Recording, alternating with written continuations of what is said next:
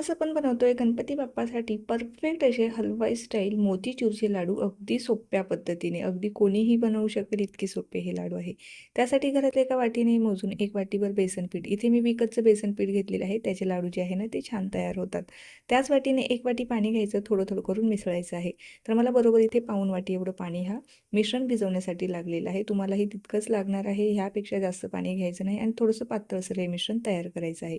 एका पायपिंग बॅगमध्ये ओतून घ्यायचं. त्यानंतर अगदी छोटंसं आपल्याला हे ते कट करायचं आहे आणि छोटी छोटी बुंदी आपल्याला तळून काढायची आहे. जास्त मोठी बुंदी पाडू नका, त्यामुळे लाडू जे आहे ना जास्त मोठे दिसतील. अगदी अशी बारीक बुंदी आपल्याला तेलामध्ये किंवा तुपामध्ये तळून घ्यायची आहे. त्यानंतर एखाद्या चाळणीवरती आपल्याला निथळाईसाठी ठेवायची आहे, जेणेकरून एक्स्ट्राचं तेल जे आहे ना ते निघून जाईल. अगदी परफेक्ट अशी मोतीचूर लाडूसाठीची बुंदी या ठिकाणी तयार झालेली आहे. आता आपण पाक तयार करून घेऊया. ज्या वाटीने आपण बेसन पीठ मोजून घेतलं त्याच वाटीने इथे 1.5 वाटी आपल्याला साखर घ्यायची आहे आणि 1.25 वाटी आपल्याला इथे पाणी घ्यायचं आहे.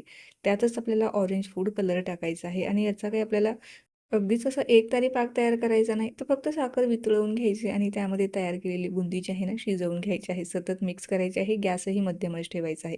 घट्ट झाली की त्यानंतर गॅसवरून उतरवून आपल्याला हे मिश्रण पूर्णपणे थंड झाल्याशिवाय लाडू वळायचे नाही. अगदी पटापट काही मिनिटातच हे लाडू वळून तयार होतात. अगदी सहज कुणीही बनवेल इतके सोपे हे मोतीचूर लाडू आहे. नक्की ट्राय करा. रेसिपी आवडल्यास लाईक आणि फॉलो करायला अजिबात विसरू नका.